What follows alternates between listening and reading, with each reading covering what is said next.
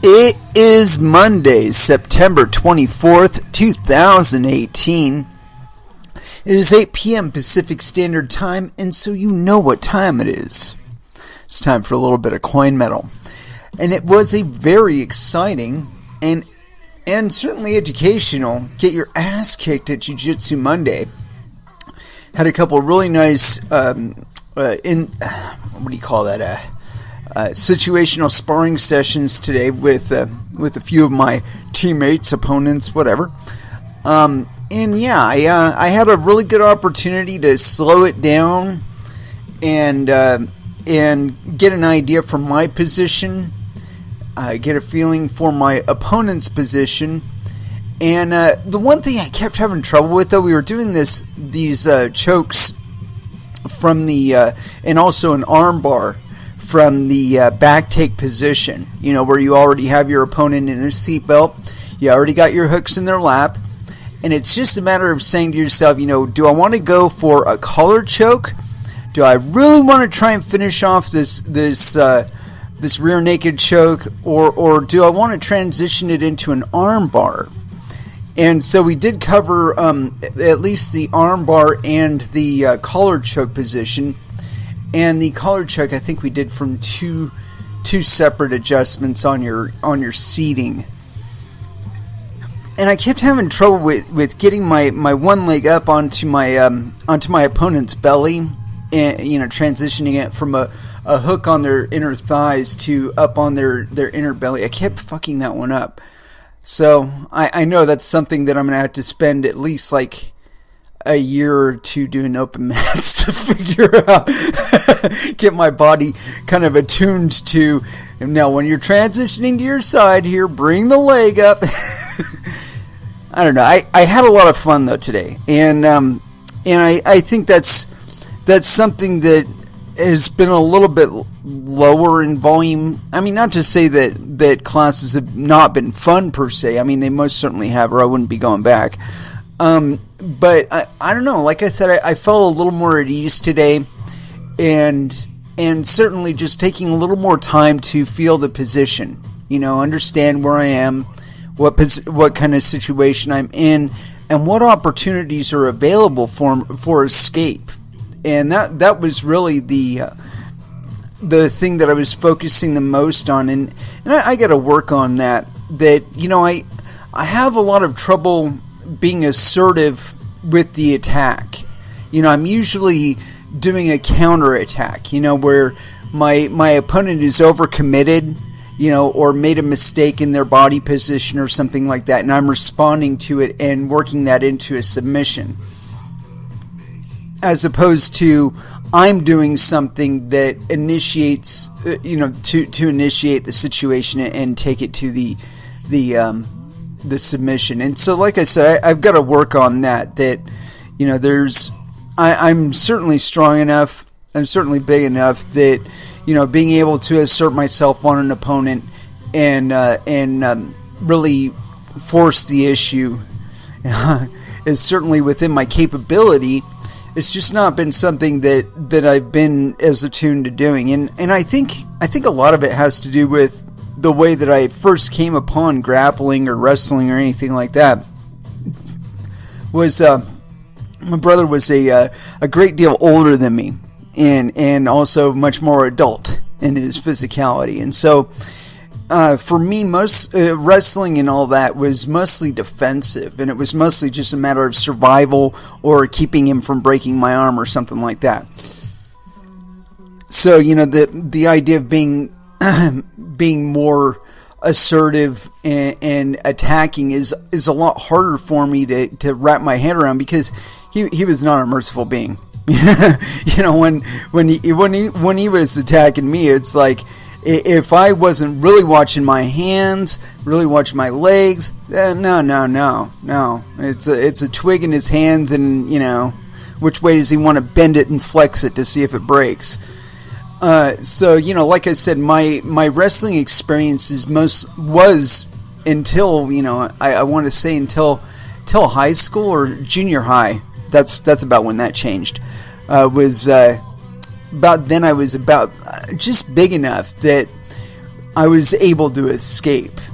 Where I was strong enough at that point that he couldn't really boss me around as much or move me around as much, and getting in a defensive position that he couldn't do anything to get me out of it and to threaten my arms or anything like that was a little bit easier for me to do and stay in, and so after a while you get tired of fucking with a closed up turtle, So anyway, I think probably junior high, and I do remember that very clearly because it was just about then that WWF wrestling became really, really popular, and I'll never forget it because the kids that I was wrestling with didn't have brothers that like mine, and so when it came to me wrestling them, man, I hurt a lot of people.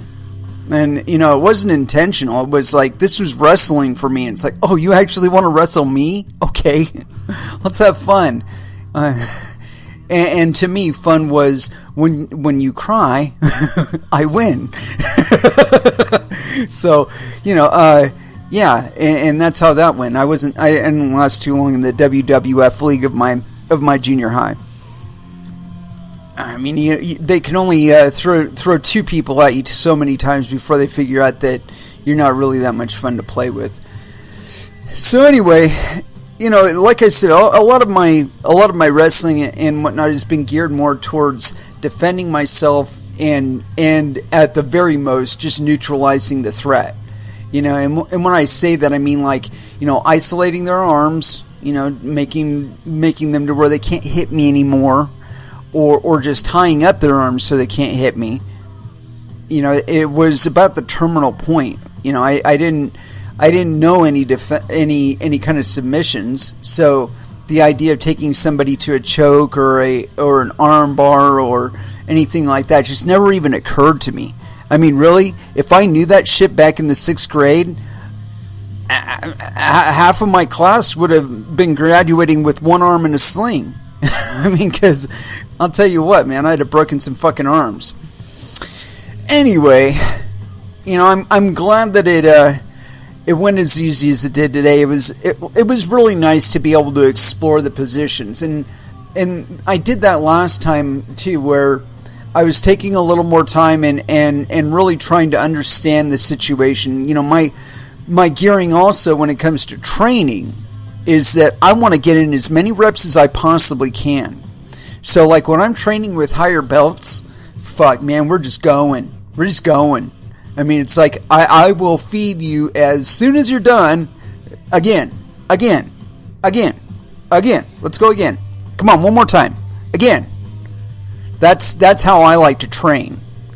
And so, when I'm in that kind of mode, when I'm with somebody, when I'm training with somebody that can train like that, man, that's where I'm really humming. And I had that opportunity today. I was training with Marcus. That guy is so fucking good. I swear. I really, really hope that one of these days, just one, I'm going to be as good as that guy is right now. I don't care if I ever get any better than he is right now, because he's fucking good. But, yeah, one of these days, I'd like to be at least as good as him, man. So, like I said, when I was training with him today, he is very on point. And so when we were doing drills, man, it was just like boom, boom, boom, boom. Let's go again. Let's try some lefties. Again. I would really like to do, like, all of my open mats that way, at least, like, an hour. Just, like, 3 positions, and for just, like, 20 minutes, just back and forth. 2 minutes on you, 2 minutes on me, 2 minutes on you, 2 minutes on me, and just back and forth and doing it that way. I think that would be very conducive to my training. Anywho, news with that, I want to go ahead and break into some music. Oh, one thing. I think I might have told you guys already. I got a really nice loop chuck. Yes, I'm pretty sure I did. Anywho, let's go ahead and throw it in. And we have not done a first dance yet. And we haven't done body count as our first dance for a very, very long time. And so I feel it's time that we did that again. And so here it is. Bloodlust. First Dance here on Coin Metal. Since the beginning of time, humans have killed each And that was Eternal Heat by Prong. My apologies. Went a little bit overly long. Was engaged in a long, protracted conversation with somebody, and it was kind of trying to point out some stuff. Anywho, as far as this show is concerned, I've got a ton of material to go through today, so I may go through all of it. Anywho, I'm not even sure where to begin, but we'll just start with the first one. And this one is kind of a yeah, duh kind of thing. And you'll understand what I mean here in a moment. This is on newsbtc.com. Report: North Korea is evading U.S. sanctions using cryptocurrencies. This is by Tony Spilotro. So yes, clearly penis. September 24th, 2018, 7 p.m. No indication of time zone. Damn it, Jim! Anyway, continuing on. North Korea is reportedly ramping up the use of cryptocurrencies to evade U.S. economic sanctions. It's also alleged that the country is developing its own native crypto asset to further assist moving money across borders, according to a duo of financial intelligence analysts from Washington, D.C., who are probably full of shit. Anyway, continuing on.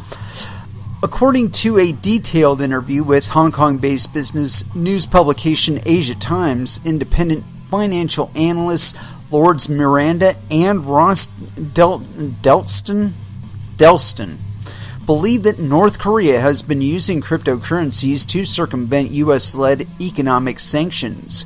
Quote, international criminals everywhere prefer cryptocurrencies, and the Democratic People's Republic of China, DPRK, is no exception. Cryptocurrencies have the added advantage to the DPRK of giving them more ways to circumvent U.S. sanctions. They can do so by using multiple international exchangers, mixing and shifting services, mirroring the money laundering cycle explained by Miranda and Delston. The pair of analysts explained that North Korea would use, quote, a mixer known as a laundry tumbler and a washer to move cryptocurrencies in such a way as to hide their tracks, which often includes sending the same type of cryptocurrency back to the original source. Quote, it is equivalent to requesting change for a $100 bill and receiving different denominations in return, totaling $100, they said. Miranda and Delston further warned that the DPRK could switch to a different cryptocurrency to future obscure the origin of funds. Dude, they've got 2,000 fucking options. They could fucking invent their own option. Jesus Christ. North Korea developing their own cryptocurrency. This is the part where I think they might be full of shit, but we'll read what they have to say first. Following the lead of Iran, North Korea may also be working on creating its own cryptocurrency for the purposes of evading economic sanctions. And I'm going to tell you why this analysis is complete and utter bullshit, but I'll continue on. Miranda and Delston suggest that having, quote, their own cryptocurrency would also facilitate their ability to open online accounts under the guise of a non-adversarial nation using anonymous communication to conceal the user's locations and the usage on the internet. The two analysts believe that the DPRK could create its own wallet services so that it can move funds to and from European-based accounts that feature no personally identifiable information in order to hide the fund's origin county. Quote, for example, DPRK could open an online wallet using a Russia-based service, transfer its cryptocurrency into a Bulgaria-based wallet service, and then transfer it again into a Greece-based wallet service, all through anonymous communication and using their own blockchain. Dude, these fucking people are so full of shit. After the funds have moved through a number of anonymous accounts, the cryptocurrencies would ultimately make their way to European exchanges that have relationships with a U.S.-based bank where they'll be converted into U.S. dollars.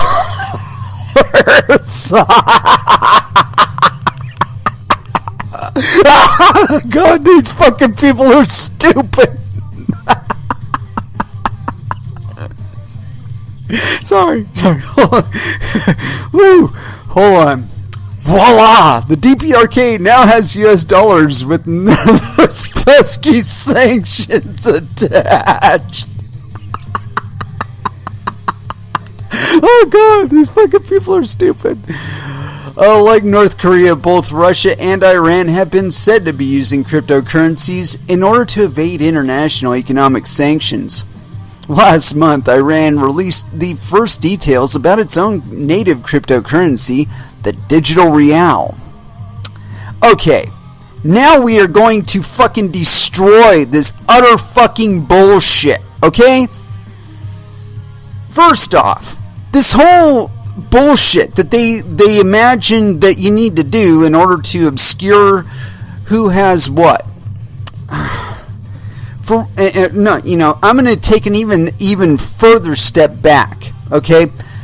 The DPRK, the fucking North Korean government, if they are involved at all in cryptocurrencies, it is in one of two ways. Number one, they are imagining that they will be able to create their own cryptocurrency and evade the fucking U.S. government, right? That's one. Another would be that they are behind the scenes fucking trading cryptocurrency without anybody knowing. That the individual officials are. They're not involved in cryptocurrencies. The fucking government is looking at it with a microscope and trying to figure out where their asshole is, but that's not their. This is what's going on, and the people like you and me that have desktops and fucking exchange accounts, they are circumventing U.S. sanctions. And they're not doing it by converting fucking money over to US dollars from cryptocurrency. They're not. Once they get into cryptocurrency, they are using cryptocurrency to make money for themselves. Individual people within the borders of North Korea are doing this. Within the borders of Russia are doing this. Within the borders of China are doing this. Greece, Spain, Portugal, Zimbabwe, Venezuela, Turkey.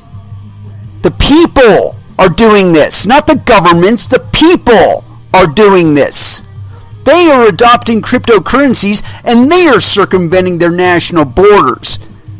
This bullshit that it's, the DPRK wants to circumvent this bullshit. They're as interested in capital flight as anybody, and their interest is stopping it. They want to stop capital flight. They want to keep that monetary value within their borders so that they can control it. It's not about what the people want. It's about controlling them with their money. And the people like you and me everywhere, are circumventing their national borders via cryptocurrencies. I don't... Where do these fucking people come from that they're thinking about this bullshit? And this other thing about North Korea creating their own fucking cryptocurrency. Okay, let me ask you something. Would you be more likely to trade and try and make money off of DPRK coin or Dogecoin? See, personally, I don't approve of what I perceive of the North Korean government, whereas it's how it's been displayed here, here in the U.S. Now, whether or not any of it's true, I couldn't fucking tell you, man. All of our media is all gamed and propagandized and all that other bullshit. But I will say this, that what I have seen, it looks like a pretty oppressed place. Now, whether that's the result of U.S. sanctions, which I consider it to possibly be, or if it's the result of their regime and the way that they manage their funds, or both. It could very well be both. Monetary containment It's not a thing anymore, man. We've circumvented that. It's all been circumvented. This whole bullshit again. Why would I want to support the North Korean government by buying DPRK coin? Why? I'm just as prone to buy the Venezuelan digital bolivar, or the Russian fucking real, or whatever the fuck that they. I don't. I'm not going to support those governments. As a matter of fact, if the United States government came out with its own cryptocurrency and said, trade in this and use this, I would be more likely to invest in Dogecoin. Because I enjoy the values of the Doge community more than what I've seen. And again, my media is all fucking propagandized, so I have no idea what's really going on out there. That what I've seen of the priorities communicated to me in articles and whatnot, these people aren't thinking about the 21st century. They're still thinking we're living in 1950. We're not there anymore, kids. The idea of trying to do national contain. Dude, check this out. I was on a Skype conversation with a friend in South Korea. This person was 8,000 miles away from me, and I was having a video conversation with them in real time. Do you think I could have, printed out a QR code big enough for them to scan during that communication? I bet you I could have. I bet you if they had me on a big-ass monitor and I held up a sheet of paper that had a QR code on it, that they could scan it. And I could have sent money directly to them in South Korea and circumvented the entire banking apparatus between here and there. Now, with that being a reality, do you want to tell me that you can maintain quote-unquote capital flight from happening? I just described a very, very simple process by which I could have sent any amount of money to my friend who was 8,000 miles away from me, and I could have done it at the time that I was doing the conversation. This was back in 2013. We had wallets that had that capability back then. I know because I had one on my tablet. If he put up a QR code, I could have scanned his QR code with my device. I could have typed in any fucking amount of money and sent it to him. 8,000 miles away, no national recognition the transaction ever happened. I mean, maybe in retrospect, somebody could view the entire 45-minute conversation and catch the 30 seconds we were transacting the sum from me to him. But really, who wants to go through that fucking trouble? I mean, unless we're talking about the funds were then used to buy a nuclear warhead and blow up North Korea. Then maybe we might be a little more motivated to figure out exactly where I was at the time of the transaction. And I'm sure Skype had a record of it and his location as well. But the point being is you would only have the record of our conversation or my location at the time of the conversation. What if I spoofed my information? What if when I set up my Google account, I lied to the fucking thing? Bullshit in, bullshit out. That's how that works. Disinformation, kids, it is a survival necessity. Especially in an age when people are willing to set up a specific Google search engine that will discriminate your shit and will stop you from seeing shit and record all the shit that you do look up. I couldn't have imagined Google going that far into the evil red, but the possibility was always there. We always knew it. But that one that's something that I think is causing more and more people to ditch Google. And I'll tell you what, the last email address that I set up was not a Google address. It was not a Gmail address. No. That's a loss of confidence, Google. You done fucked up. made it obvious to us that you're recording everything now. I know you're recording everything now. And it's just a matter of when it becomes legal in another country for that to be an activity. And then you have all of the record previous to when it became legal to do that. And then it becomes a matter of bribery in determining whether or not that information is admissible in court. So, what we're seeing now in politics, I expect to really continue, where, the use and the capabilities of transmitting any type of information from one person to another unencumbered, that is going to continue to destroy a lot of the previous apparatus that we've had to deal with. Where people are going to be looking at those capabilities and saying, no matter what we do, no matter how hard we try, somebody's going to figure out how to do this again. Even if we rinse it all off of YouTube, and even if we censor it all off of Google, somebody will create another search engine that doesn't discriminate, that doesn't record people's searches, that just does what a search engine is fucking supposed to do without spying on us. And you know what? People will discover it, and then people will use that. And it'll be a certain time before that one is eventually corrupted and destroyed, but we'll have plenty more lead time. There'll be a year or two where you'll be able to use it completely unencumbered, and there you go. But you better be working on the next iteration as soon as the feet touch the ground, because I'll tell you what, somebody will be working on trying to stop it. Continuing on, though, one of the things I like to do on this show is dispel ideologies that I know to be incorrect. And one of them is that, one of the big ones that I address on this show a lot, is the negative perception of mining, that some people have done a lot of work in trying to communicate to you. So much so that when I talk in casual conversations, one of the things that comes up is the energy usage of mining. And it's always couched in a perception of a net loss, where the burning of fuels, whether it be coal or natural gas or regular gas or whatever, that it's a net negative, right? Well, I had this same conversation with somebody in my jiu-jitsu class a little while ago, and today I kind of followed it up.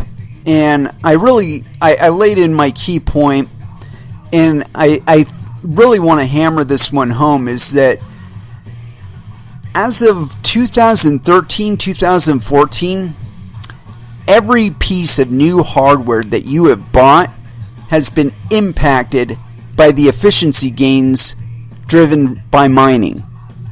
And people can shake their heads at that one and deny it all they want, but unless you work in a fab, you're probably going to be prone to that perception. If you've worked in a fab and you've been through a retool, you understand exactly what I'm talking about.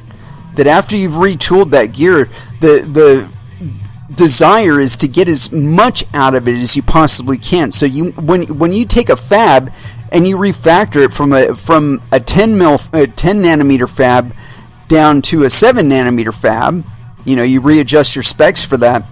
The tendency is to process as much fucking wafers through that facility as possible. And so, this idea that you've got some separation between computing elements, where you've got like IBM is doing this over here and Intel is doing that over there. No. It's a lot more intrinsic than that. I mean, they're more intrinsically linked than that. This is a mature industry. It's been going on for the last 50 years, and it's been going through Moore's Law this entire fucking time. And it has not stopped. It will not stop. It will continue until we have managed to destroy civilization on this planet. But I don't think we're going to do that. I think the progression of intelligence is expanding with our technological capabilities. And with I was just watching that thing with Elon Musk on Joe Rogan's show, and that Neuralink thing. That really got me thinking, about the kind of possibilities there are for us in the future of education. Now, if we fuck it up and we pollute it with a bunch of social bias and non-science, history that we know not to be true, then I think it will be abused. But if we use it in a way of everything being open and everything being available, then we're going to get past a lot of the problems that we're currently facing. And it is with that. I want to throw down this next article here because it kind of reinforces my point. Here it is. It's on BitcoinNews.com. Bitcoin mining is more environmentally friendly than gold mining, according to engineer. And this was authored on September 25th, 2018, so we're getting it from the future. And no indication of who authored it. So I got to think it was probably authored somewhere else. And anyway, here we go. The act of Bitcoin mining has been long assumed to use up a dangerous amount of electricity. While the process does take up quite a bit of energy, it's not nearly as wasteful as one would think when compared to other kinds of mining and minting. Energy experiments.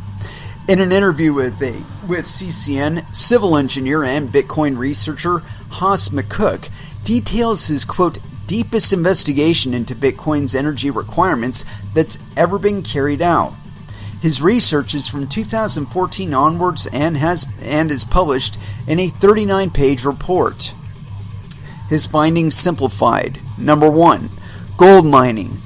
475 million GJ energy to 75 million tons of CO2. Number 2, gold recycling.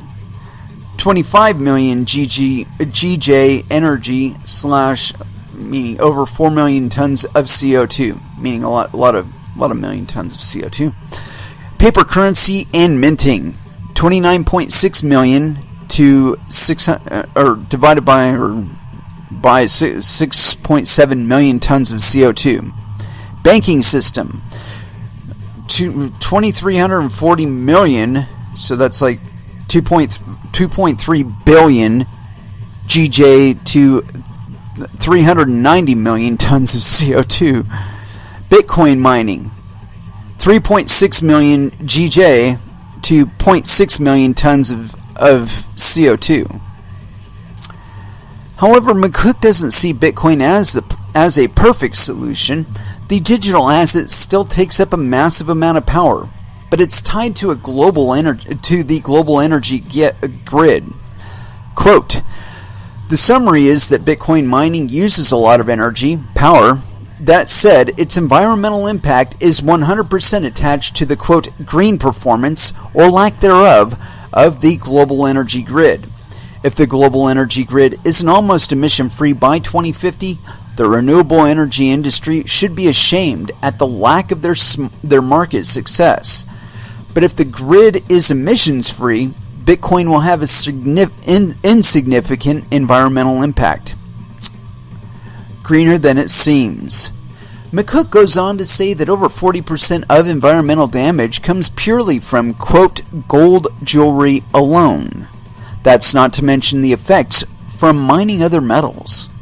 When asked about what we can do to lower energy consumption, the engineer states that, quote, the issue cannot be solved, nor should it be, as proof of work and the monetization of energy is fundamental to Bitcoin. Power plants and the emissions from mining hardware are the real problems. No. I would say that maybe hardware recycling is the real problem there. And we'll have to address that with iterational type upgrades. Continuing. Interestingly, environmental issues aside, McCook believes that cryptocurrencies may indeed be the future. When comparing fiat to crypto, he states, quote, in my opinion, regarding room for two, in the short term, i.e. the next 10 to 15 years, yes. In the long term, 25 to 50 years, no. The market will decide either way, but I'd say that there would only be room for Bitcoin around the end of the century, and you're incorrect about that too. Alright, some incorrect stuff in here. I mean, this is a good summary and it's good information, and I like how he did go through and communicate the variance between other forms of money and the energy consumption involved. But I would go on to say that I think this is a big misread. And I think it's a misread on a lot of fronts. And I'll tell you why. In Bitcoin mining, the primary driver is, of course, to make money.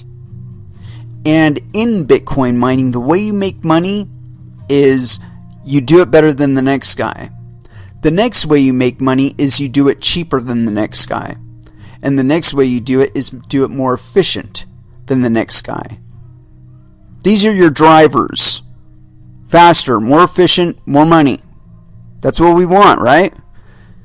But think about how that impacts the rest of the digital ecology out there.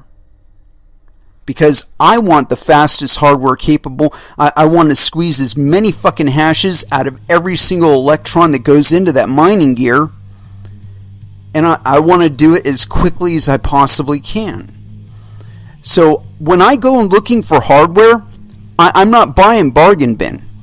I'm not buying cheapo. No. I'm willing to throw the $2,000 to $3,000 per unit on the table and get serious. So what does that do? That creates more demand for $2,000 to $3,000 units. That means that somebody has to make more $2,000 to $3,000 units to supply the demand of the market. What does that do? Oh God, I got to change my productive capacity. I got to increase it because I got this growing demand out there. You see where I'm going with this? It goes up the chain. We are just an end product when it comes to the hardware, and the utilization is just an end product. But we actually have something to show for it. It's not like 5 hours on GTA 5 where you've had a lot of fun, but that was the total of your yield from it. Whereas if you had dedicated that GPU to 5 hours of mining, you actually would have made some money. It's just an end product there. But the more efficiently I do it, the more money I make. The faster I do it, the more money I make. The cooler I do it, the more money I make. That is why every single fucking piece of hardware that has been in your hot little hands, or that you have sat in front of for the last 4 or 5 years, has been directly impacted by the demands of mining. Because we actually have energy, we have drivers, we have incentives to do it better. And that's all you really need, is something that you can profit from by doing it better. Then it's just a matter of means, right? But this is the next stage in Bitcoin mining, and this is why what he was talking about is such a fucking misread. Because it's not just going to stop at my mining.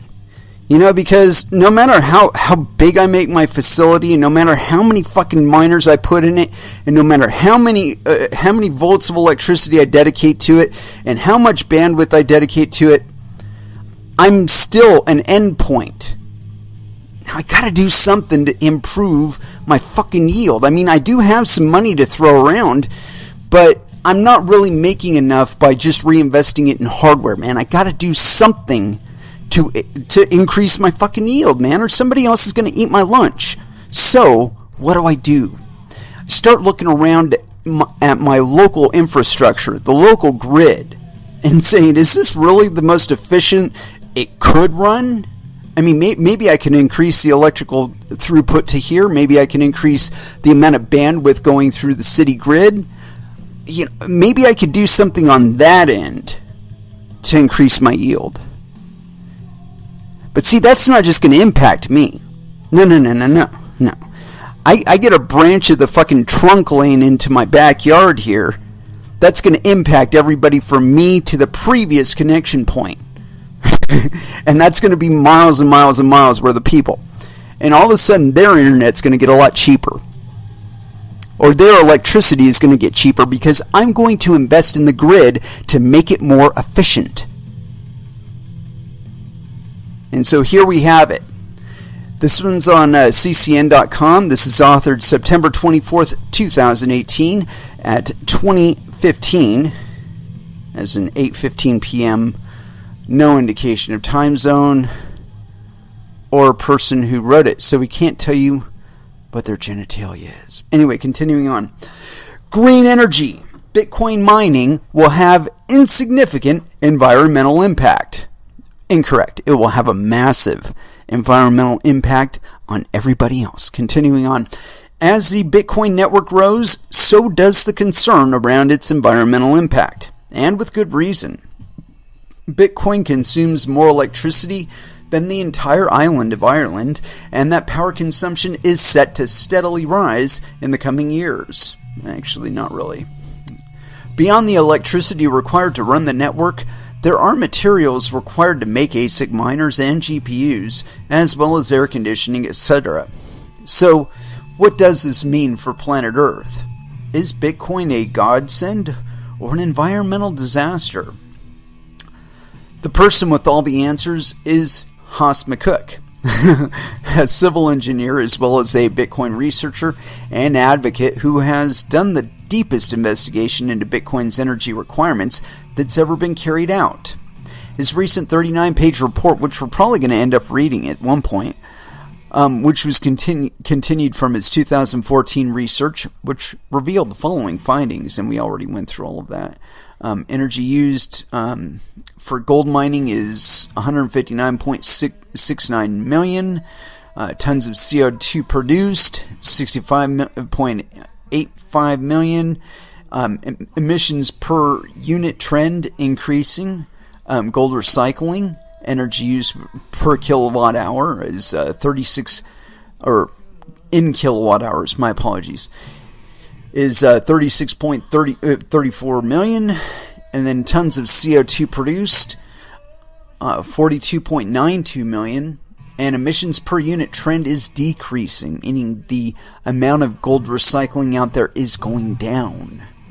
Or it's just getting more efficient, one of the two. The next one is Bitcoin mining, with energy used, kilowatt hours, 105.82 million kilowatt hours.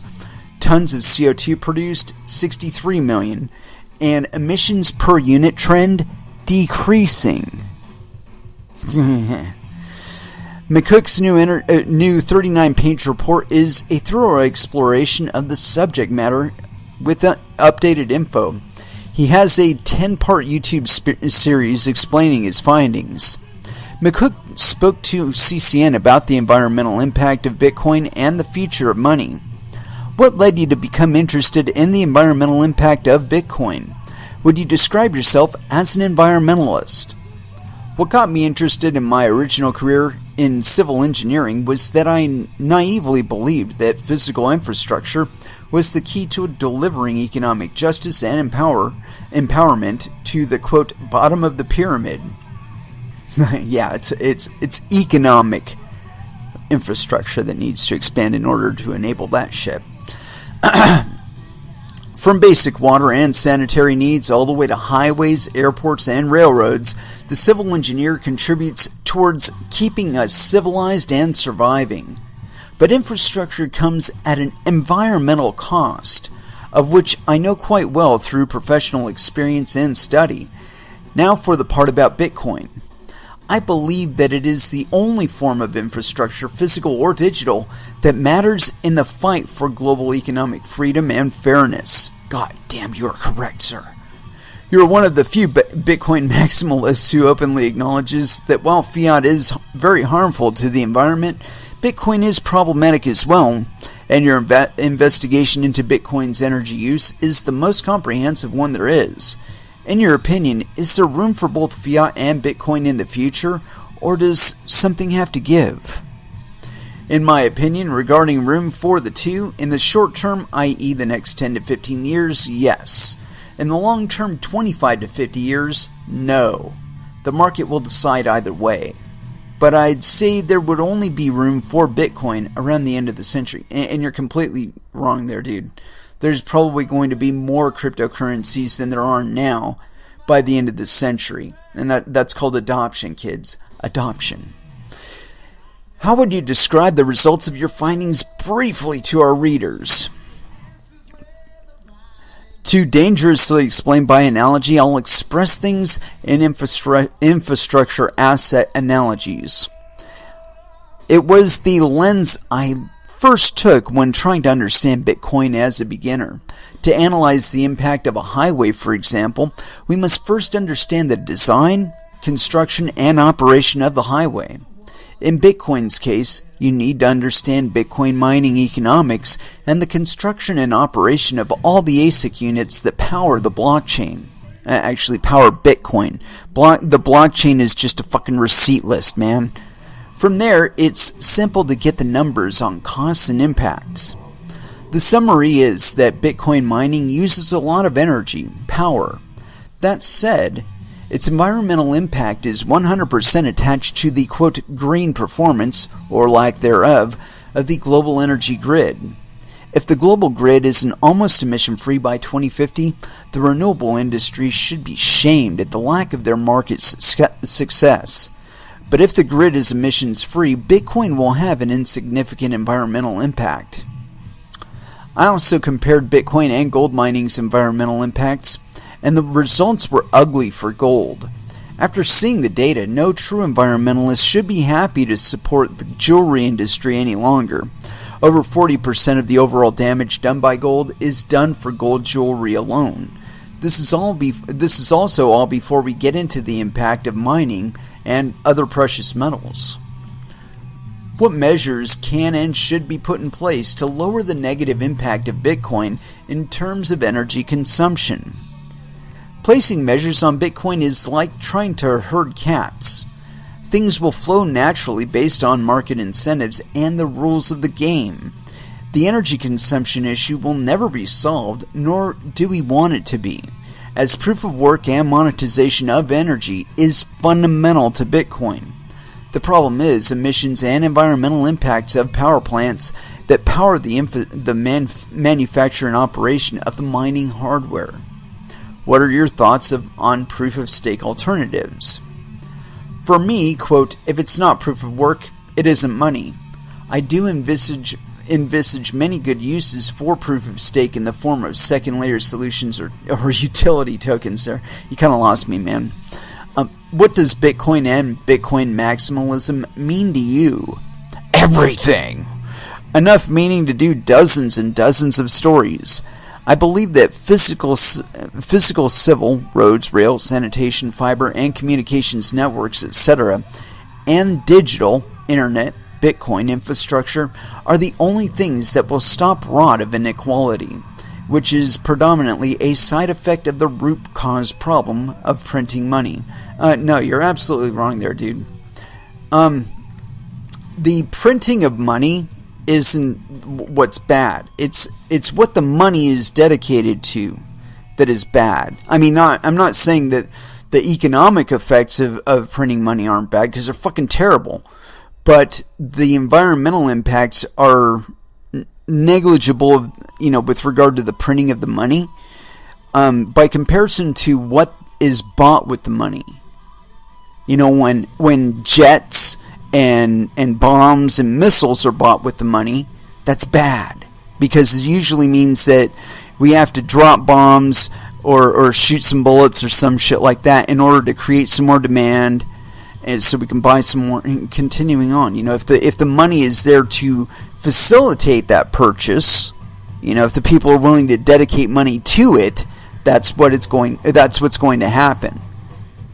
But more and more, and we already talked about why, more and more I believe that national governments are going to be starting to look at Bitcoin in a whole different light. they're going to be looking at it in terms of not how do we get around it or how do we get up and over it. It's going to be how do we get in on it. And this whole second layer bullshit, that in my mind is a tactic in order to be able to introduce a tax layer. But that's just my feeling on that. That they envision that they'll be able to put a tax layer between you and the hub, or from the hub or between the hub and the blockchain, and they're going to tax every single transaction that you make. But the problem with that is this. It's like if you find out that the government is doing that, right? And they're dedicating the money that they make off of their Bitcoin investments to bombing you and shooting at you and shit. Are you going to be buying Bitcoin?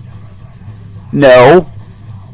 You're going to be finding another cryptocurrency to transact in that doesn't fund dropping bombs on your head. Or anyone else's for that matter. I mean, and really you don't want to even be bombing other people, because if you bomb other people, then you can't sell them your cryptocurrency. And they can't buy shit from you with their cryptocurrency. I mean, this is more of that mad effect that I've been talking about. That, and it's not just a matter of economic freedom or anything like that. It's going to be a matter of survival. It is going to be a matter of your local community functioning. And it's not going to be a matter of how do I stuff a gatekeeper in between me and it. You're going to be too interested in maintaining your own fucking business that you're going to be selling either products or services for cryptocurrencies to other people. And that's really the focus that people ought to be making right now. It's not how do I make another fucking cryptocurrency to get around Bitcoin. It's which are there any available right now that facilitate my need? And among those, which ones are the fastest and the cheapest and the most reliable to use? Now, when I'm looking at cryptocurrencies under those lenses, I'm sorry, Bitcoin via Lightning Network is not anywhere, not even in my periphery. Because there are cryptocurrencies out there right now that do exactly what I need them to do on chain. I don't need to invest in a whole shitload of new infrastructure and new knowledge digging in order to make them function. I scan, enter, send. I put up a QR code. Somebody enters it, somebody scans it, and sends me fucking money. That's how that shit's supposed to work.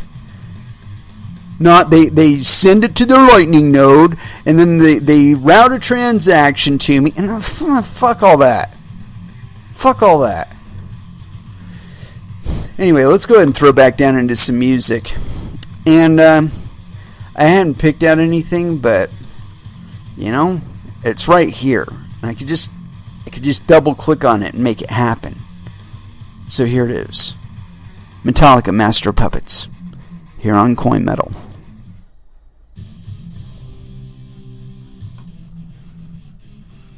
And that was Sixth with Part of the Friction. I'll tell you what, man, I love that band. That's another one of those that I think I actually found Sixth via YouTube. I'm not 100% certain on that. It was either YouTube or Pandora, one of the two. But yeah, when I first discovered Pandora, I got really kind of exploratory with all the new stuff that was available, and so I started looking up things like Gent, DJENT, and I came up with all kinds of music that I never even heard of before, that had absolutely no clue existed, but it was all well orchestrated works, or at least a lot of it. Some of it was crap, but there's always crap in there with good, right? But anyway, yeah, Sixth, and a few others, I discovered them through that, and also YouTube, man. I mean, YouTube has been a really interesting resource. I don't know how long it's going to continue to be a good resource. I think that they're about ripe for disruption. That there will be a quote-unquote decentralized option or some other type of way for us to be sharing our content between one, from person to person, and in such a way that is not mitigated in the way that YouTube does things. And I think that we'll see another explosion, just like YouTube, except it'll have more access, more capability. Where maybe the streaming load is less than conventional means or something like that. I don't know. Point being that I think that there are some people that are planning the infrastructure of the internet and finance, and the problem with that is that there are so many brains working on the software that all of this stuff is built upon, and they're always doing updates. And so trying to stay 100% ahead of it is impossible. You're always going to fall behind at some point, and you're always going to be responding to things as opposed to exclusively being assertive about it. And I think that is going to be an ever-expanding chasm that between the capability of what you can actually conceivably deal with and those things that you should reasonably bother with. And I think that Bitcoin is having one of those moments, and I think this next article kind of goes along that trend here. It's on CoinDesk.com. In wake of major failure, Bitcoin code review comes under scrutiny. Pfft, about fucking time, right? This is by Alyssa Herdig. So it's authored September 25th, 2018. Yes, Alyssa not only has no penis, but is from the future. Authored it at 4:40 UTC. Quote, shock describes the mood ever since one of Bitcoin's most severe bugs was discovered and patched this week. As the community reels over the vulnerability that was hiding in the code for 2 years and could have been exploited to print more Bitcoins than the 21 million intended to be produced, developers are wondering, is there a way to prevent such a severe bug from being added to the code again? Days after the discover, there hasn't been any formal proposals, but that's not to say the event hasn't prompted discussion on how Bitcoin works and how similar bugs in the cryptocurrency's most popular software implementation, Bitcoin Core, can be identified and resolved in the future. Gosh, wait, hold on one second. Hiding in the code for 2 years. I gotta say, it's kind of funny, but I haven't heard mention of the version. Let's see, software version, blah blah blah. Vulnerability is denounced, fixed and revealed to the wider republic. And anyway, let's get back to this article here. Let's see, identified and resolved in the future. It's an important question too. What if a malicious actor had found the exploit first? What if there are other hidden bugs in the code right now? What other disastrous outcomes could occur? Gosh, these are fucking strange questions to be asking about now, isn't it? To this point, pseudonymous Bitcoin subreddit moderator Thymos urged the community not to forget the bug. He argued that it was, quote, undeniably a major failure in a widely circulated post, adding, quote, if all Bitcoin Core's policies and practices are kept the same, then it is inevitable that similar failure will eventually happen again, and we might not be so lucky with how it turns out that time. You know what, dude? I just like to take this point to point out, when I got involved with Bitcoin to begin with, back there in 2009, 2010, I did not expect a single fucking guarantee. I had absolutely no idea whether or not this would work, or whether my contributions to it would mean jack shit to anybody, including me. So this whole idea that we need to change shit around to make you happy, fuck you, guy. If it's my hardware, I'll run what fucking software on it I want. Continuing on. That said, there is an argument to be made that Bitcoin Core, powered by an open network of global participants, now has a more robust process for code review than at any time in the technology's history. Right now, the implementation has more developers than ever contributing to the open source codebase, and it is tested quite a bit. By one estimate, tests make up 20% of the code base.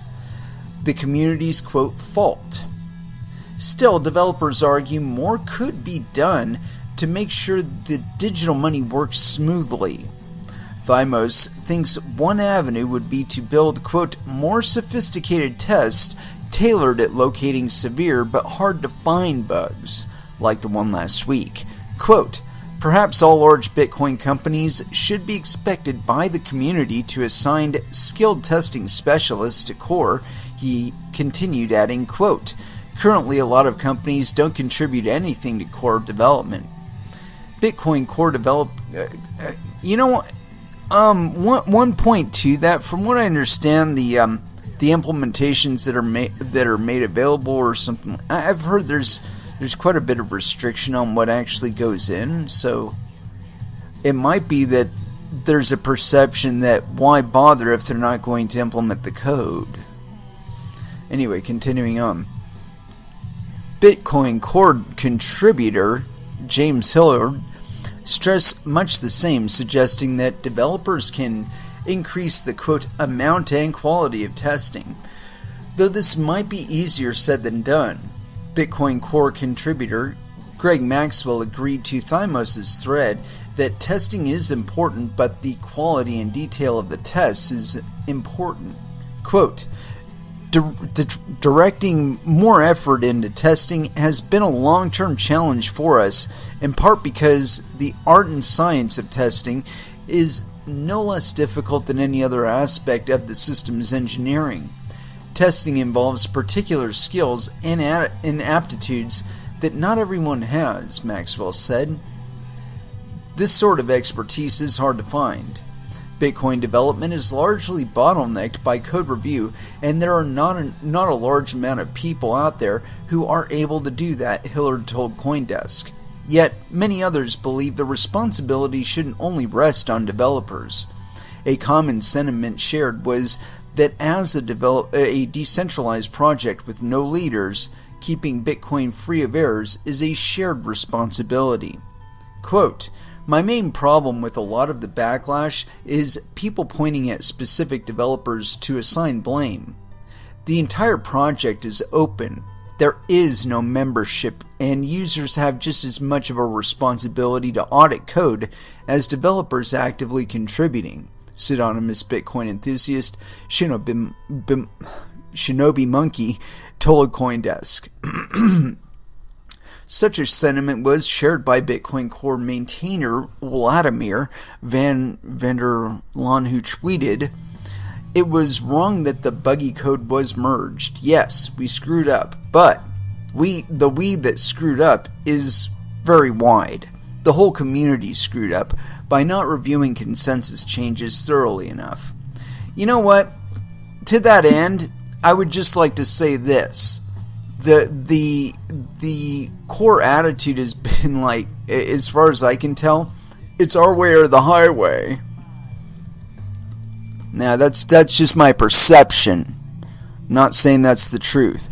Continuing on. Chain code engineer John Newberry agreed. Even though he didn't write the buggy code, he argued that as a developer in the Bitcoin world, he played a role in the error too, by not looking closely enough. He went as far as to say the code in question had looked funny to him, yet he assumed others had already checked. Quote, instead of verifying for myself, I trusted that people smarter and wiser than I am had it covered. I took it for granted that someone else had done the work, he stated. Yeah, they probably did do the work. It was probably intentionally malicious. Should have reviewed the code, dude. Multiple Bitcoin cores. Still, Some argue that there will always be a risk of bugs. Goddamn right there will be. Quote, there have been bugs in Bitcoin before, and there will be bugs again. It's just software. There's nothing magical to it, tweeted Blockstream COO Samson Mao. Couldn't agree with you more there, Samson. Absolutely. Along those lines, there's another popular idea floating around. Today in Bitcoin, there's one main Bitcoin software, Bitcoin Core, run by 95% of Bitcoin nodes. At least that's according to one count. Interestingly, there's no way to see every Bitcoin node because some nodes want more privacy and don't advertise their existence to the rest of the network. One idea then is to make more Bitcoin code implementations. That way, if one implementation has a disastrous bug that crashes the network, the other implementations could still be fine, keeping Bitcoin as a whole running. That's pretty much that's how we keep it running, dude. Do multiple implementations. Anyway, continuing on. And to a certain degree, this already exists. There are lesser known code implementations, such as Bitcoin Knots and BTCD. Elsewhere in the cryptocurrency world, this is becoming the norm.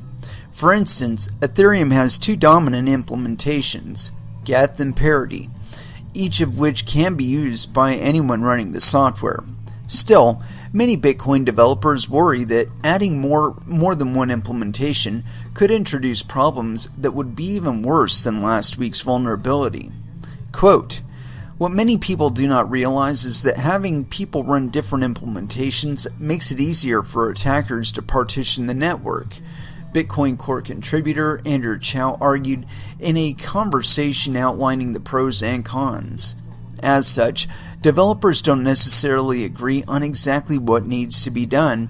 Thymos perhaps put it the best when he said, I don't know exactly how this can be prevented from happening again, but I do know that it would be a mistake for the community to brush off this bug just because it ended up being mostly harmless this time. And you know what, dude? I don't think there's any reality behind that. I'm really starting to wonder at how severe the bug actually was, because I came across an article or a tweet suggesting that Coinbase was saying something to the effect of, we may be rolling back transactions that happened as many as 200 confirmations ago. What the fuck happened to immutability? As a matter of fact, I think I have that in my notices here. Hold on a second. Let me fucking dig that up here. Yeah, good man. Let's see, where is it? Cybersist, yes. Blah blah blah. Blah. No.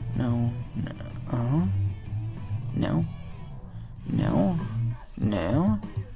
Damn it, Jim.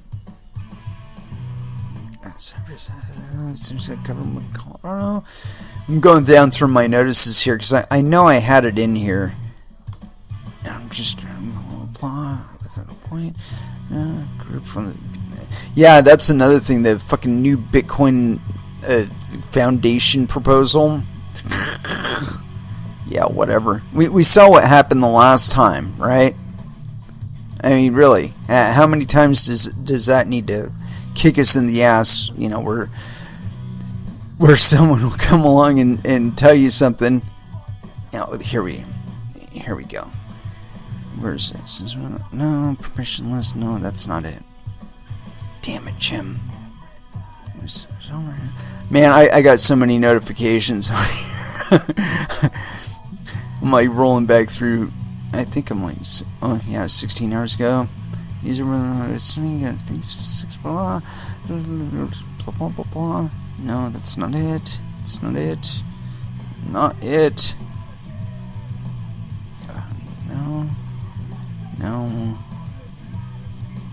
No, that's not it. Damn it, Jim. I've got this thing so fucking long. Yeah, I don't. What? This point. Well, I guess I'm not going to be able to find the damn thing. Shit. shish kebab. Bummer. Oh well, one of these days I'll probably find it during the next music break. But yeah, the whole idea of running multiple implementations, I think it's a good idea.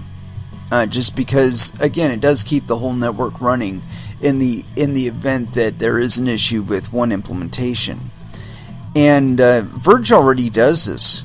You know, we already have multiple algorithms running at any one time. So if there's one constituency that is down, there are multiple other constituencies going at the same time that can keep shit running. And from what I understand, I have talked to Justin on that, because if you noticed, there was a comment in the last Verge update where they were suggesting that there was code implementations from Bitcoin, but that the one thing that got me on this was the mention of the fact this bug had been in there for 2 years. Can you think back to what implementations have been, or what BIPs have been enacted since then? Or that were enacted back then, you know, like BIP 9. What was it? The next one, UASF.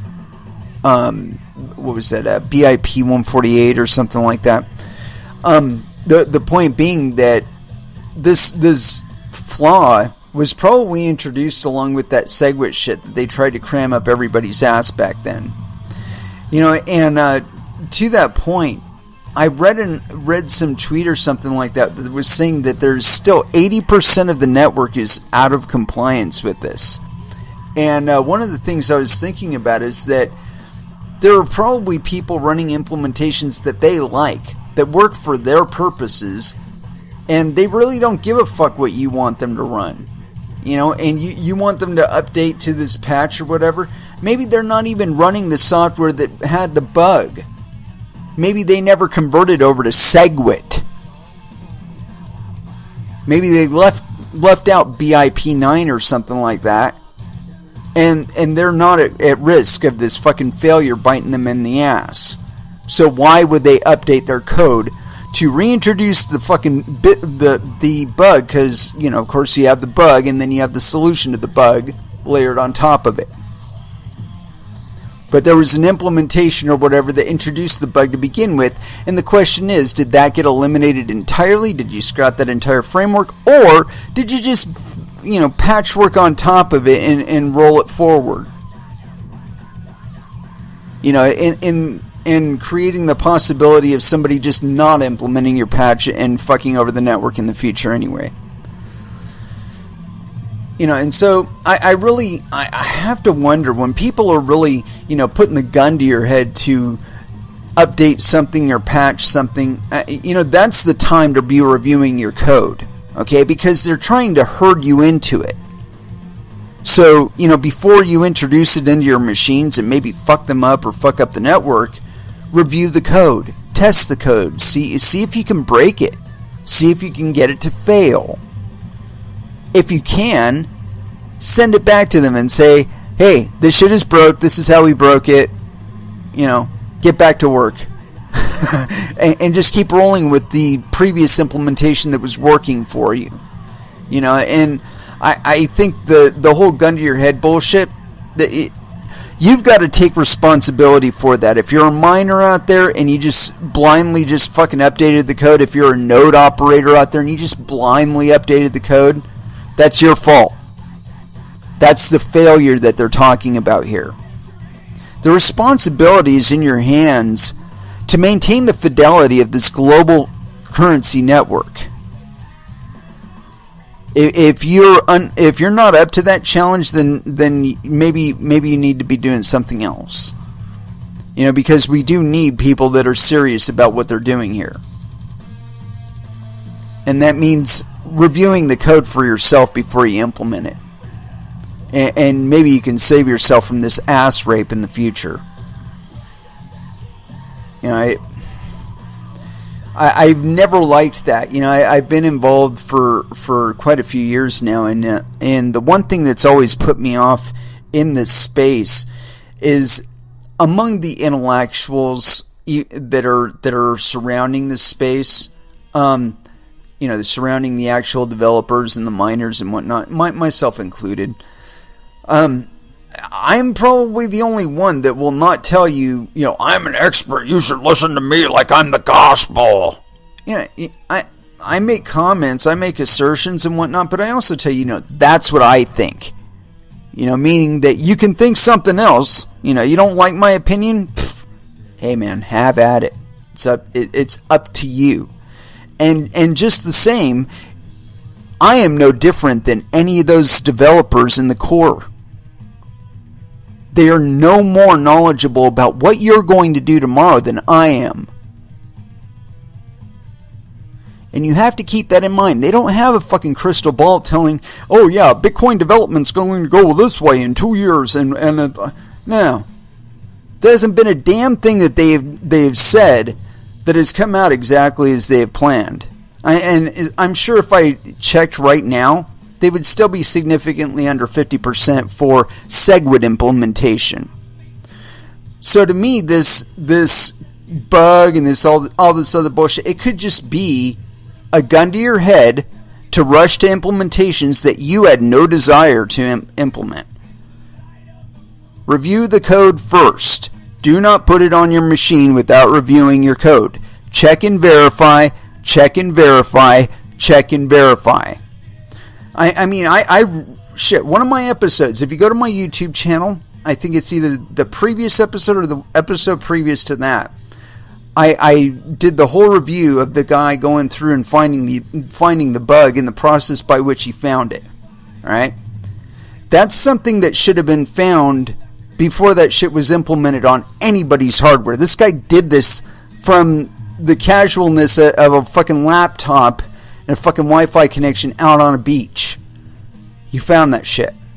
So you can't tell me that they couldn't find that in a fucking laboratory condition in a test net or some sandbox environment.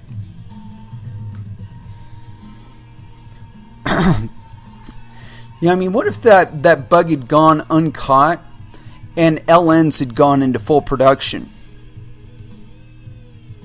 Think about this, okay? They could mint Bitcoin out of nowhere, and you, not connecting to the Bitcoin blockchain at all, not verifying your transactions on the Bitcoin blockchain at all, but just between you and the peers that you're connected to via payment channels, you're just reviewing your balances and whatnot. You're not looking to the blockchain to figure out whether or not your transactions ever settled. And so how are you supposed to know that they inflated the supply by, there's now 42 million Bitcoin? You don't know. You have no reason to even check. You have no way of knowing that the funds are actually out there. So, again, you have to wonder whether or not it was actually malicious and that this was just supposed to fucking go unnoticed.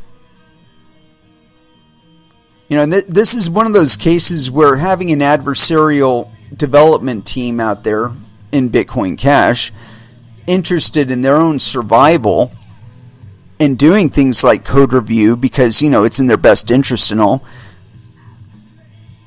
that they managed to find this bug before it became disastrous for everybody else in crypto, because it would have been something that they would have been able to inflate the money supply on any altcoin that implemented the Bitcoin bug. And that's where I think this is more dangerous, is that, it could have been happening on Verge currency if it was in fact implemented, if the bug was implemented, But I think where we might have been saved there is, from what I understand, we haven't implemented SegWit. So, you never know, maybe they left out BIP9. But yeah, more review of the code is absolutely necessary. It's a responsibility, I think, that has probably been under reviewed by a lot of people. That, because there's all this social media pressure to Hurry up and implement the code, man. Hurry up and stuff that shit in your code base. Implement SegWit. There's all that pressure there on the crypto Twitter and on Facebook and so on, and people talking in contexts that include SegWit as a solution. You start thinking about it yourself as a miner. You're like, well, maybe I should mine SegWit blocks and, stay along with the herd or whatnot. But you know what, dude? Your responsibility to the rest of the Bitcoin network is far more than that. You got to be looking at that SegWit code and saying, is this really the best implementation of Bitcoin I could be running right now? Maybe there's a better option out there. Maybe one that runs more efficiently on my hardware. Maybe with my power setup, I could be running a different implementation and making more profit than I am now. That's your responsibility, not just to yourself, but the rest of the Bitcoin network. Because if you can do it more efficiently, fuck, man, we want to do business with you, man. We want you mining our blocks. But we want valid transactions, and we want the shit on the blockchain. So, that might mean that you have to put out an implementation that has bigger blocks. Because you know what? That's what we've needed all this time, is more block space.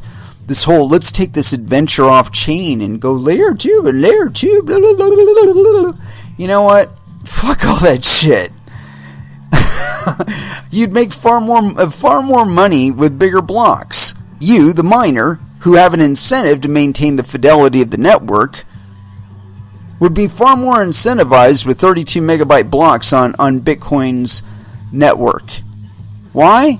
Because all of that shit that's bouncing off of the network while it's being in the mempool, there's a lot of transactions out there that are just simply not making it to you.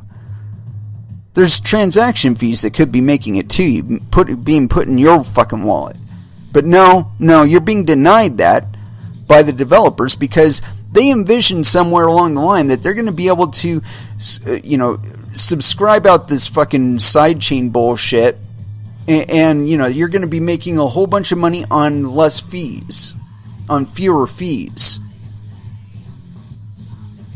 That also means that you have less power in the network, socially, because when that happens, you're going to be excluding a great many of people that would otherwise be participants. They're simply going to go to other networks that they can participate on. That's the option that's available to them now, and so that's what they're going to fucking do. If they can do what they need to do with Dash, they're going to do it. If they can participate more on Digibyte, they're going to do that. If they feel that they are more equally represented on Verge, they're going to be doing that. But this idea that you're going to be corralling them down to Bitcoin, no. Monetary monopolies ended the day that Bitcoin dropped. And that means that a monetary monopoly in Bitcoin is not going to happen either. Let's go ahead and throw down into some music. And, I'm feeling it. Slayer, Deviants, here on Coin Metal.